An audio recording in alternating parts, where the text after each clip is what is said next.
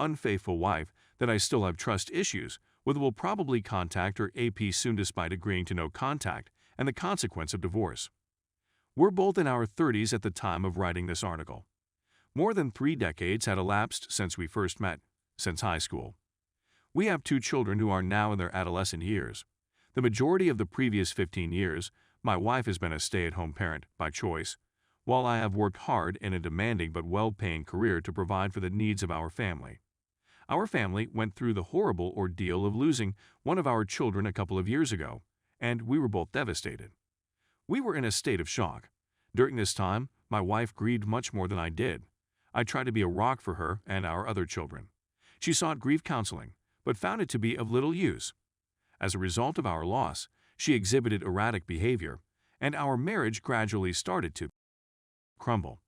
We had a big drunken fight around 2 years ago, during which I said very hurtful things and called her names, but she didn't say anything back to me, no physical abuse.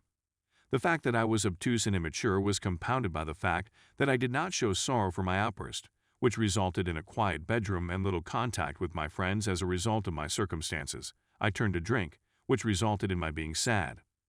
I was really contemplating divorcing my spouse about this time last year, which was around this time. I really want things to improve between us, but I've come to realize that in order for that to happen, we both have to change. I proposed that we seek marital counseling as a final resort as a last-ditch effort. She declined, but I had IC. Because of the abundance of physical activities I participated in, I was able to quit drinking, lose weight, and get into the greatest physical form of my life. My psychological well-being, as well as my attitude toward my wife, have both improved as a result of this experience. We were both happy. We had just recently begun to have relations with one another again, and our marriage seemed to be on the mend as a result. Consequently, things were beginning to look good again until I unintentionally found her extramarital affair. It's clear that there were several red flags, but I never doubted her and felt she would never violate my confidence. In the process of snooping around, I confronted her with some of the material I had gathered from various other sources. For the most part, I was informed that there had been no affair, and I was only given parts of information. For example, she claimed to me that she had only kissed her AP a few times, but her story was full of falsehoods. Her astonishment was completely taken by surprise as a result of our encounter in my following queries. My evidence of their progressing beyond kissing was ready and waiting for her when she acknowledged to having unprotected contact with the AP on numerous occasions the following day. It was all over now, however, since he had put a stop to it. In the next year, after our epic drunken fight the year before, we started having encounters with one another. In one of her most famous quotes, she said, "I still love you, but I wasn't in love with you," which became well known. She recently informed me that, as a consequence of our disagreements, she has come to feel that I no longer love her as a result of our relationship. Despite our issues, however, this was not the case. I still valued her, as she would have discovered if we had spoken and she had inquired. As soon as my wife admitted her guilt, I took her phone away from her. Her email and social media app credentials were supplied to me by her, along with her username and password.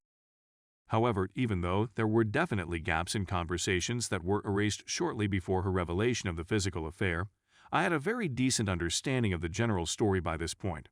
After my wife's phone died, I messaged the AP to obtain his version of the story and to warn him that he would be in danger if he continued to meet with my wife the following day. The next day, I got an answer. It was virtually similar to his recall of the events that my wife had.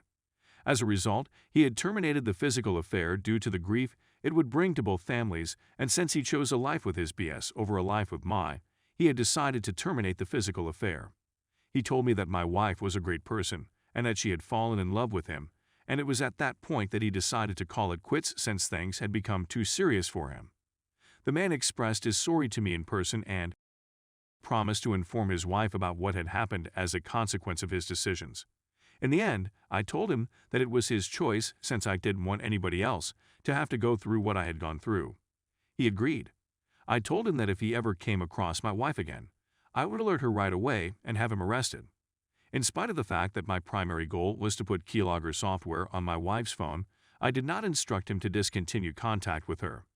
It's important to remember that we were in the midst of an emergency lockdown at the time, which meant that they couldn't see or contact with one another. They would talk to one another for many weeks to come. They were best friends. Her AP was notified by my wife, who informed them that I was aware of their presence. Even when I contacted him, the AP didn't get a notification that I had done so. Given that they were now bickering and blaming one another for their affair, it was amusing to see it all unfold on the TV. The same time that I was yelling at her for manipulating and treating me brutally in an effort to rescue our marriage or save her from being kicked out of our home, she started sending me love bombs. I was attempting to keep her from being evicted from our house at the time. Despite the fact that they were not meant to meet, she indicated her desire for them to do so in order to talk about what had occurred. She seemed to be regretful for how much her acts had harmed me, and she expressed sorrow for what she had done to cause me harm. She confessed to me that she had been too preoccupied with her own needs.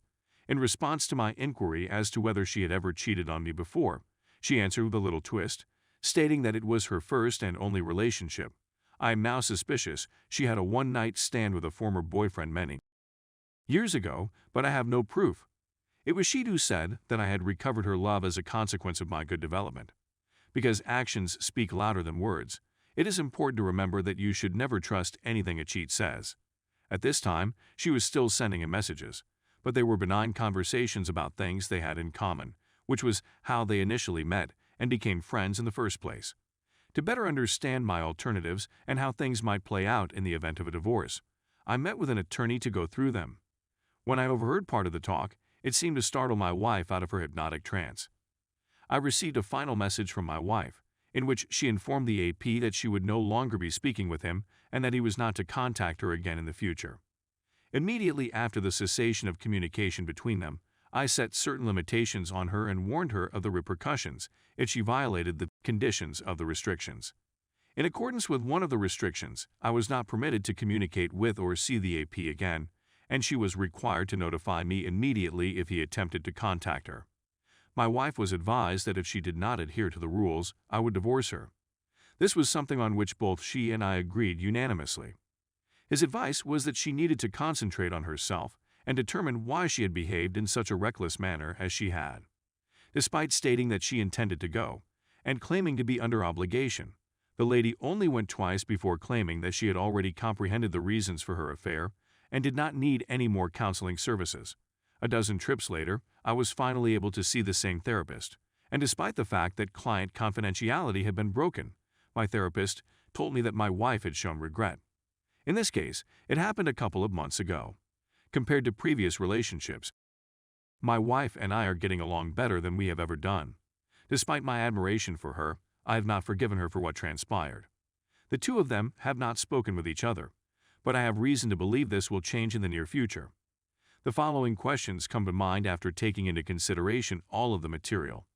What I'm wondering is if there is anybody out there who feels my wife has a chance to rehabilitate herself and be devoted to me, or whether I should simply go away and hide.